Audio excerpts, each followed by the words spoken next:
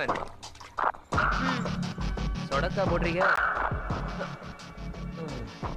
இங்க கல்யாண வீட்டுக்கு எப்படி போகணும்? அது வந்து இல்ல. டிரைவர் கிட்ட சொல்லுங்க. அட்ரஸ் கூட நீங்க கேட்டுக்கிட மாட்டீங்களோ?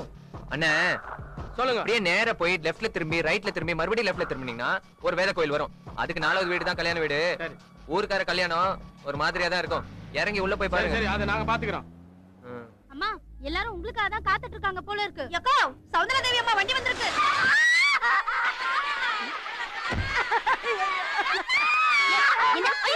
என்ன பண்றீங்க? அடா அட்ரஸ் மாத்தி சொல்லிட்டான்.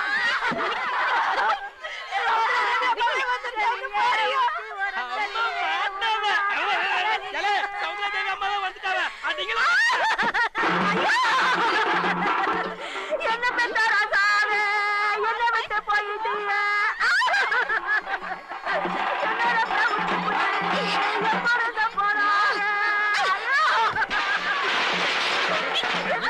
நீ ஒரு குத்து போடு. போடு.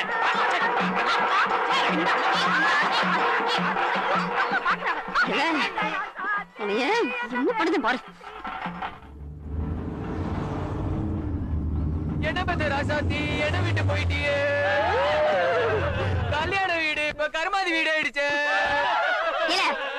மாயில வேப்பல திமிரால போதுமால யாருக்கிட்ட பேசுறேன்னு தெரியுமால? தெரியுமே. தூத்துக்குடி பெருவணிகர் திரு சுப்பையா அவர்களின் தவ புதல்வியும் வெள்ளதோர் அவர்களின் தவ தங்கச்சியுமான மிஸ் ஆர் மிஸ்ஸஸ் சகுந்தலா தேவி. தெரிஞ்சுமா மோதுற? தெரிஞ்சதுனாலதான் மோதுறேன். நீங்க சொடக்கு போட்டு கூப்பிடுவீங்க. ஏன்னு கேட்டா வழி கேட்கறதுக்கு ஒரு பிஏ, அது கேட்டுக்கிறதுக்கு ஒரு டிரைவர். ரொம்ப திமிருதான். நாங்க கல்யாண வீட்டுக்கு தான வழி கேட்டோம். நாங்களும் கல்யாண வீட்டுக்கு தானே வழி சொன்னோம். நாங்க போனது இழவு வீடு. அட செத்தவர் பேரு கல்யாணம். பாத்தீங்களா உங்க டிரைவரே கரெக்ட்னு சொல்றாரு. அம்மா வேணும்னே வம்பு இழுக்கறாங்க. வாங்கம்மா போயிடலாம். கிளம்புங்க. ஏல என்கிட்ட மோதிட்டல உன் நிம்மதியை கெடுக்காம விட மாட்டேன். நானும் உங்களை நிம்மதியா தூங்க விட மாட்டேன். ஏன்னா நானே கெட்டவன். அதான் உன் மூஞ்சிய பார்த்தாலே தெரியுதே.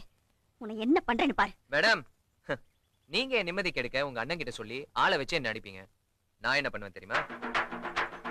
10 பேர் முன்னால நீங்க கௌரவமா இருக்கும்போது அது கெடுக்கிற மாதிரி சக்கு ஐ லைக் யூ அப்படின்னு சொல்லிடுவேன். ஏன் ஐ லவ் யூன்னு கூட சொல்வேன். எப்படி இருக்கும் உங்களுக்கு? நிம்மதி கெட்டு போயிரும்ல. ஏய் யார பார்த்து என்ன பேசுற? ஏன் உன் புருஷன் முன்னால உன்கிட்ட சொல்லுமா? அம்மா வந்துருங்கம்மா போயிடலாமா? என்ன ஏடாபடமா பேசுற? இல்ல ஆம்பளைங்க கூட பிரச்சனைனா அடிதடி.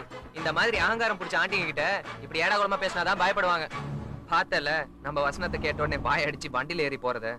இனிமே நம்மள பார்த்தாலே 100 அடி தள்ளியே நிக்கும்.